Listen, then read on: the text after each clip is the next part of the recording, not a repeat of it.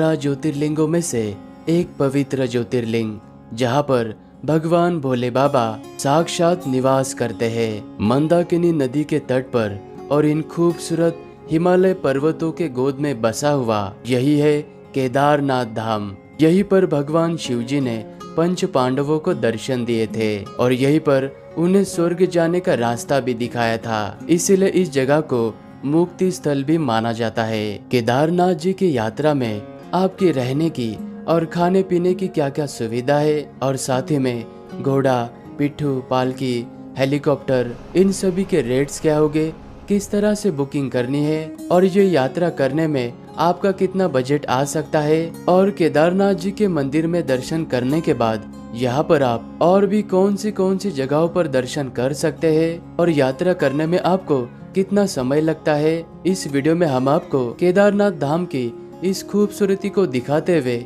इस तरह की कंप्लीट इन्फॉर्मेशन देने वाले हैं। तो इस वीडियो को पूरा जरूर देखना। केदारनाथ धाम जी की यात्रा हरिद्वार से शुरू होती है और हरिद्वार बस स्टैंड के पास में ही सोनप्रयाग तक जाने के लिए आपको बहुत सारी बसेस की सर्विस मिलती है और इन बसेस का किराया 700 से लेके 1000 तक का होता है और इनका टिकट आपको एक दिन पहले ही कराना पड़ता है। सुबह के 5 बजे से लेके 8 से 9 बजे तक यहाँ से सोनप्रयाग के लिए बसेस चलना स्टार्ट हो जाती है और यहाँ पर आप टैक्सी और शेयर टैक्सी करके भी सोनप्रयाग तक जा सकते हैं और हरिद्वार से सोनप्रयाग तक का 230 किलोमीटर का खूबसूरत सफर तय करने के बाद आप सोनप्रयाग में पहुंच जाओगे, जो कि ये केदारनाथ यात्रा का पहला पड़ाव है। रास्ते में हमें बहुत ज्यादा ट्रैफिक मिलने के कारण सोनप्रयाग तक पहुंचने में हमें रात होने वाली थी।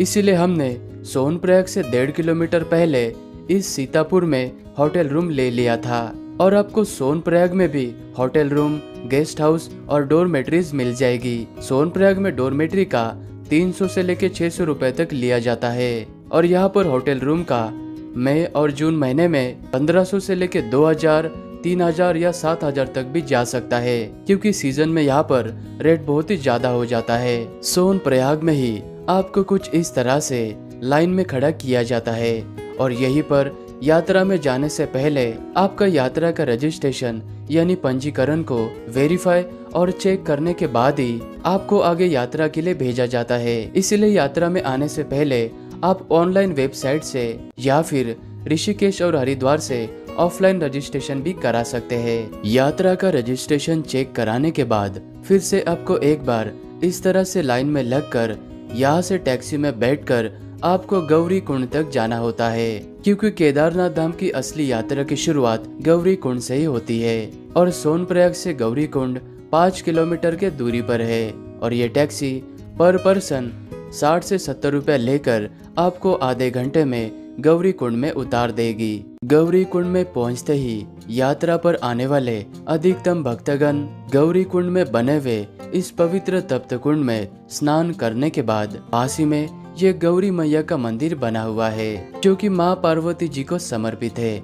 इस मंदिर में दर्शन करने के बाद सभी भक्तगण भोले बाबा की यात्रा को शुरुआत करते हैं और गौरी कुंड से 5 से 10 मिनट के ट्रैकिंग करने के बाद सामने आपको ये वाला एंट्री गेट नजर आएगा।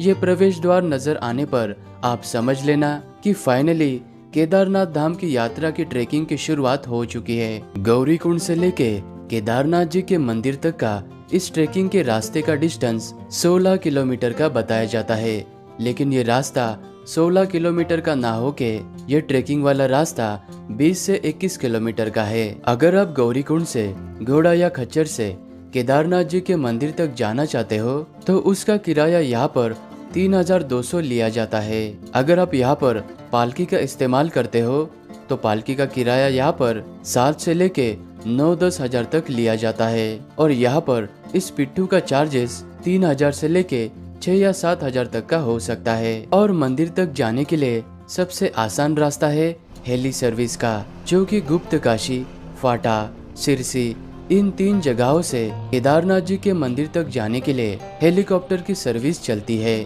और हेलीकॉप्टर के जो भी रेट्स है वो आपको स्क्रीन के ऊपर नजर आएंगे। और हेली सर्विस को बुकिंग करने के लिए आप हेली सर्विस के ऑफिशियल वेबसाइट से ही बुकिंग करना। लगभग 6 से 7 किलोमीटर की पैदल यात्रा करने के बाद आप इस रामबाड़ा नामक जगह पर पहुंच जाओगे और यहाँ पर आपको मंदाकिनी नदी पर बनाए गए ये ब्रिज नजर आएंगे और इस ब्रिज को क्रॉस करने के बाद होने के कारण आपको थकान का सामना करना पड़ सकता है, लेकिन फिर भी आप यहाँ के प्रकृति को अपने आंखों से देखते हुए मन में भोले बाबा का नाम लेते हुए यात्रा को जारी रखें। और आप जैसे जैसे इन पहाड़ों के ऊपर चढ़ाई करते हुए हाई एल्टीट्यूड यानी ऊंचाई पर जाओगे तो यहाँ से आपको कुछ इस तरह से खूबसूरत से पहाड़ों की बर्फीली चोटियां नजर आएगी और रास्ते से चलते वक्त आपको ये ऊंचे ऊंचे ग्लेशियर नजर आएंगे। इन ग्लेशियर के बीच में से चलकर जाना एक अलग ही एहसास देता है। तो कुछ इस तरह से आप 8 से 10 घंटे का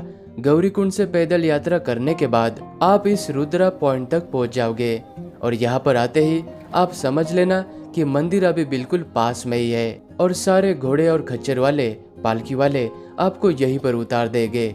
और इस जगह से केदारनाथ जी का मंदिर मात्र 1 से 1.5 किलोमीटर के दूरी पर ही है। केदारनाथ में रहने के लिए हमने पहले से ही नंदी कॉम्प्लेक्स में बुकिंग करा कर रखी थी। नंदी कॉम्प्लेक्स में आपको कुछ इस तरह के बड़े बड़े से टेंट लगाए हुए नजर आएंगे।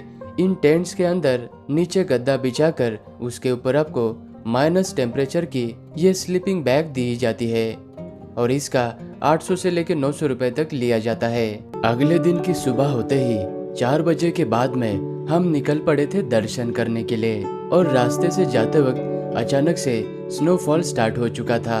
इस वजह से मौसम बहुत ही सुहावना हो चुका था और कड़ाके की ठंड होने के बावजूद भी सभी भक्तगण इस तरह से लाइन में लगकर दर्शन करने के लिए जा रहे थे।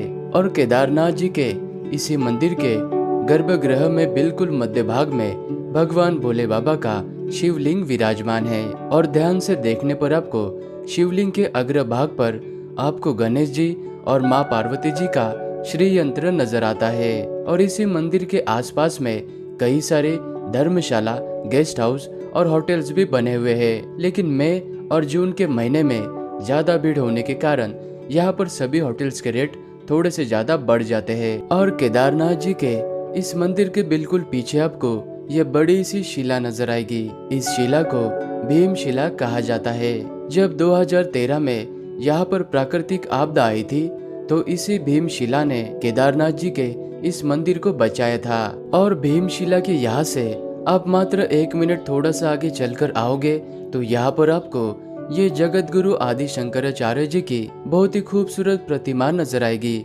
यहाँ पर भी आप एक बार दर्शन जरूर करना। केदारनाथ जी के धाम में एक ऐसा भी मंदिर है, इस मंदिर में अगर आप सच्चे मन से भगवान भोले बाबा के जयकारे लगाते हो तो इस मंदिर के अंदर जो पानी का कुंड है, इस कुंड से बबल्स यानी बुलबुले निकलते हैं। इस मंदिर को रेतस कुंड मंदिर कहा जाता है और ये मंदिर केदारनाथ जी के मंदिर से मात्र 10 मिनट के दूरी पर है। ये है काल भैरव जी का मंदिर, जो कि केदार घाटी का सबसे ऊंचाई पर स्थित ये भैरव बाबा का मंदिर है। और माना जाता है कि जब तक आप भैरव बाबा के दर्शन नहीं करते हो तब तक आपकी केदारनाथ जी की यात्रा अधूरी मानी जाती है।